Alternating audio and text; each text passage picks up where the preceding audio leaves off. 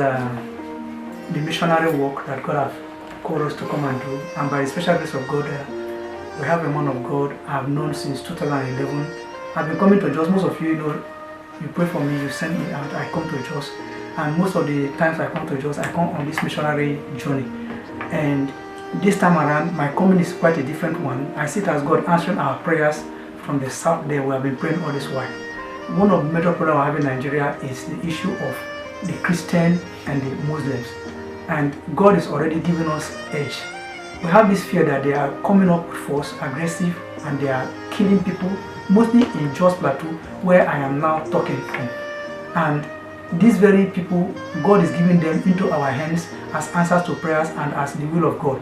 We have the man of God that God of recent is using, sending him right into the jungle where these people are staying, where they are staying, being trained, smoking, and doing all sorts of things, coming up to attack the Christians. We have been hearing more of the killings and all those things. These are the tools the people that are being used that are not evangelized.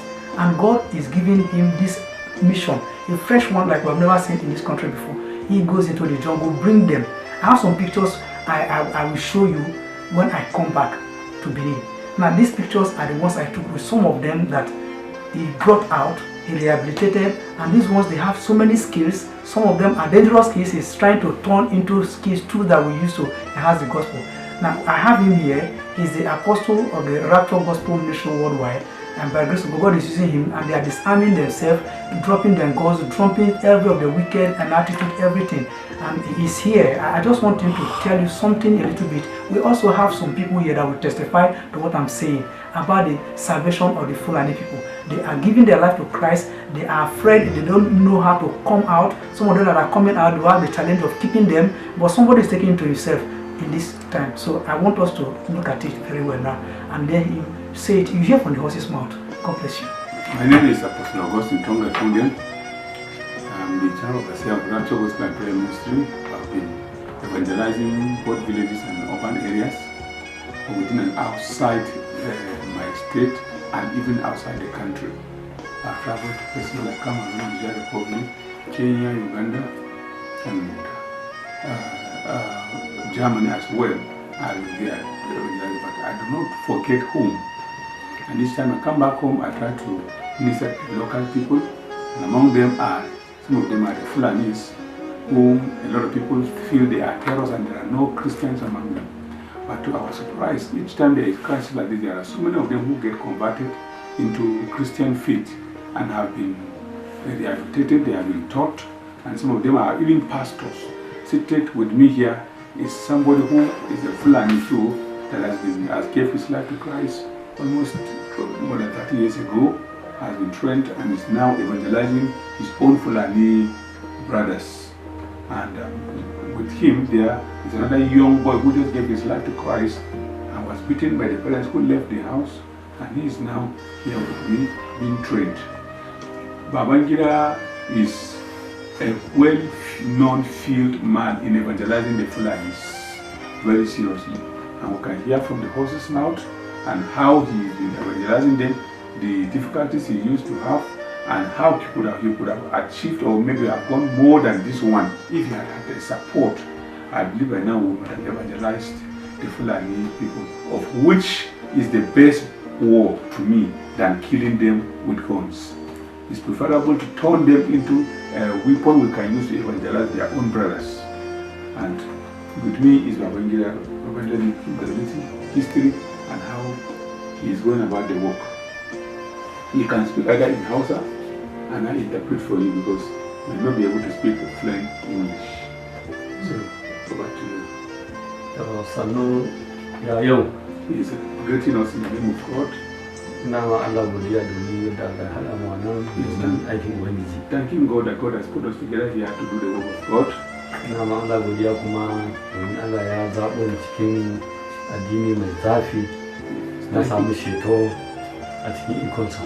Thanking God that God has chosen him out of a very hot religion and he has salvation. Ban yi tsammani zan zama Kirista ba. Never believed he would one day become a Christian.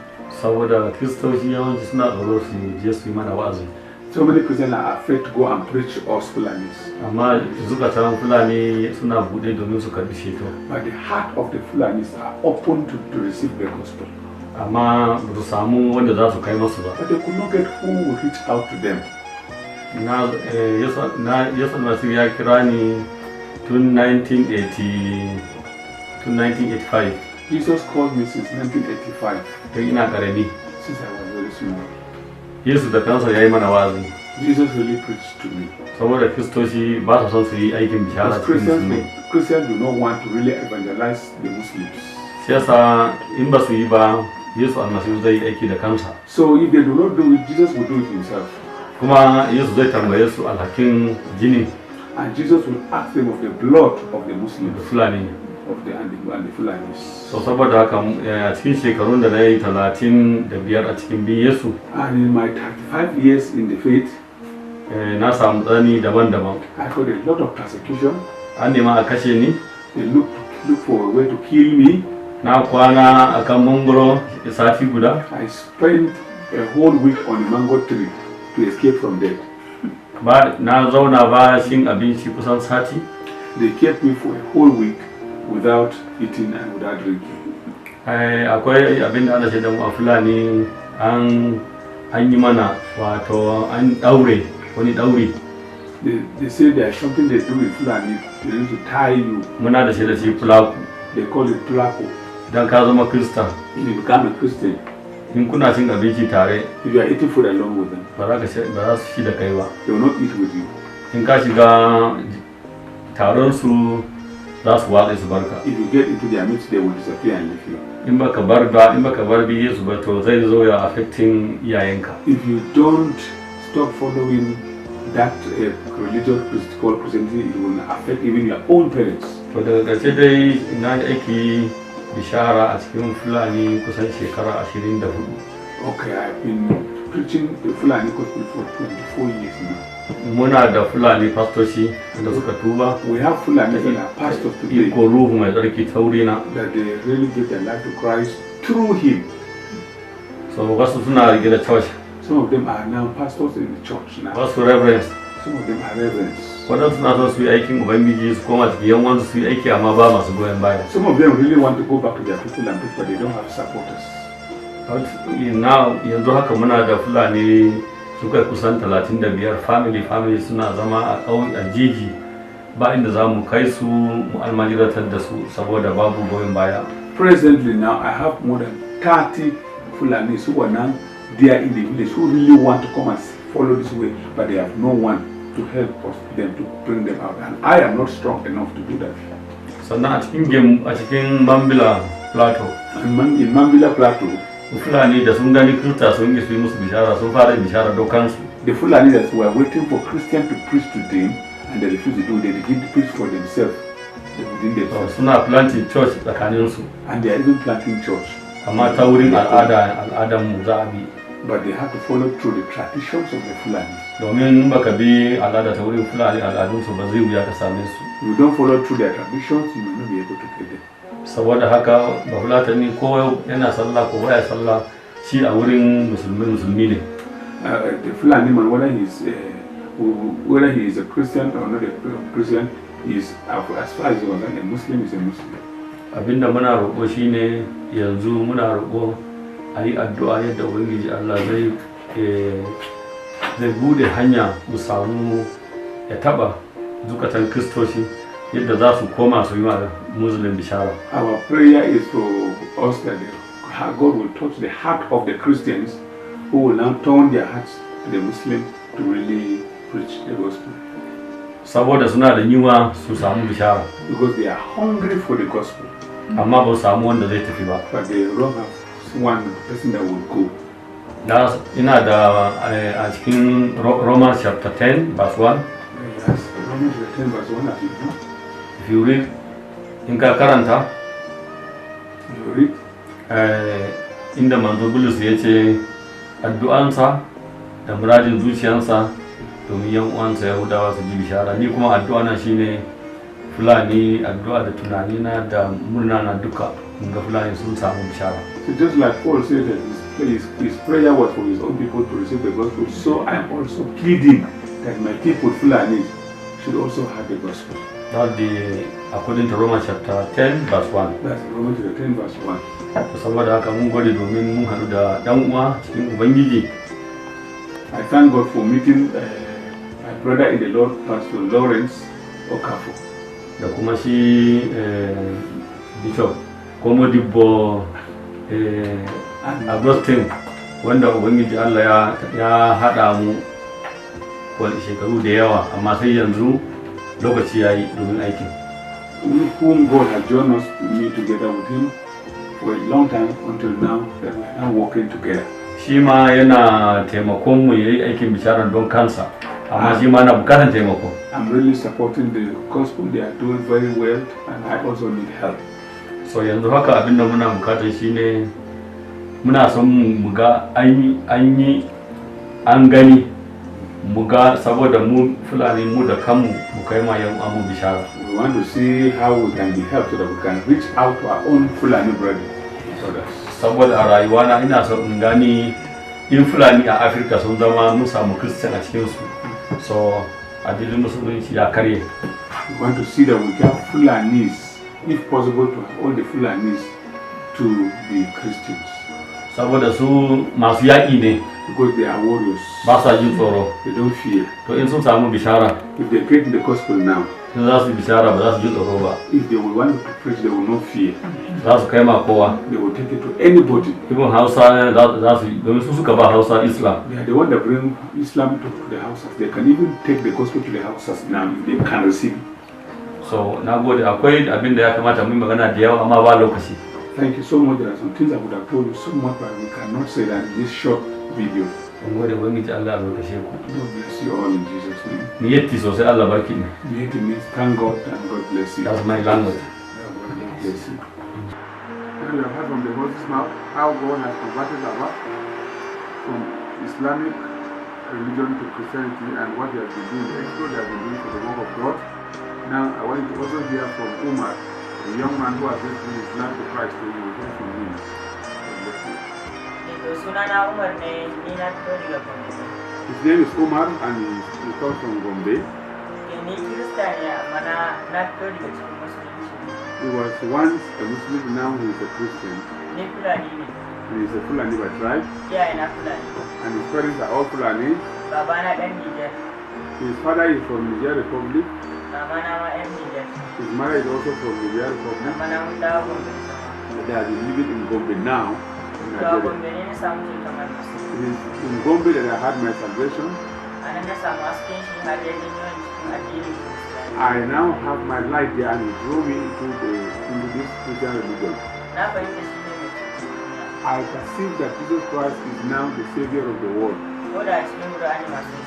Even in the Quran it is so, that's how it is written. In Surah Maryam, verse 19 of the Quran,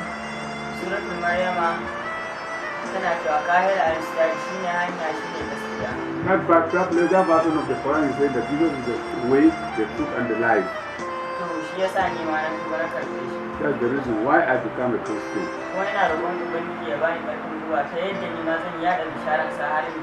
I'm praying to God to help me to be strong in this Christian faith so that I can draw my Fulani brethren into the faith.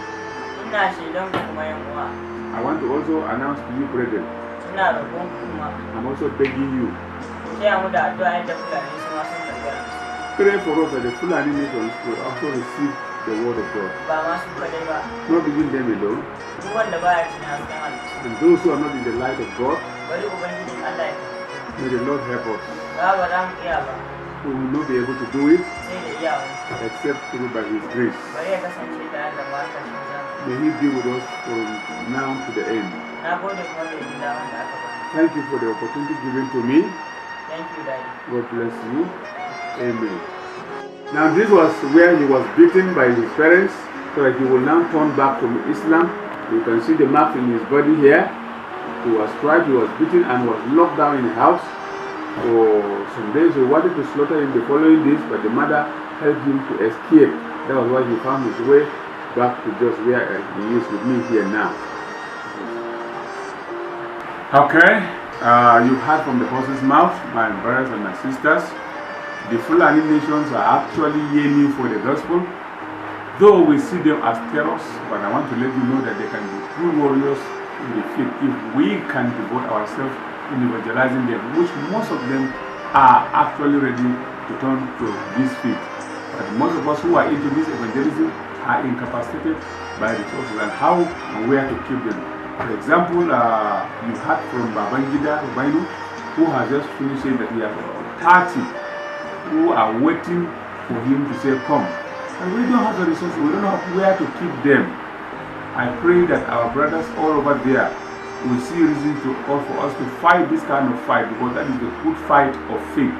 The Bible says, fight the good fight of faith. I believe that carrying guns will not solve the matter. And when we evangelize them and they eventually come back to preach the ways they were fighting, that's the best fight and that's the best victory for Christianity.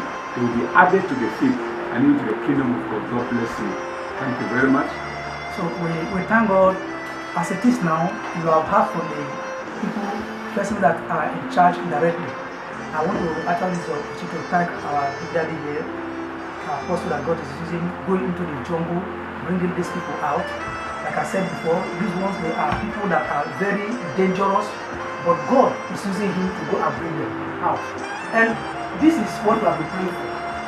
To me, and to you listening to me here, and to every one of us, I believe that God is giving us a second chance. We did not evangelize them before, and God is giving us an open window to evangelize the Fulani, Hausa people, the hardcore Muslims, even with the gospel of our Lord and Savior Jesus Christ. These ones that we have seen now, they are the people that are just able to bring up now. There are many of them like that are willing to go back and evangelize the people. Like Baba Mabradi said here, they brought Islam to us. They are warriors. They are equally able and eager to take the gospel back and wipe away Islamism. These are the things that we are preparing for. I believe that God is preparing them. We have to play our part as God is playing his own part. Is the window is what we have been praying for. And we want to thank you so much.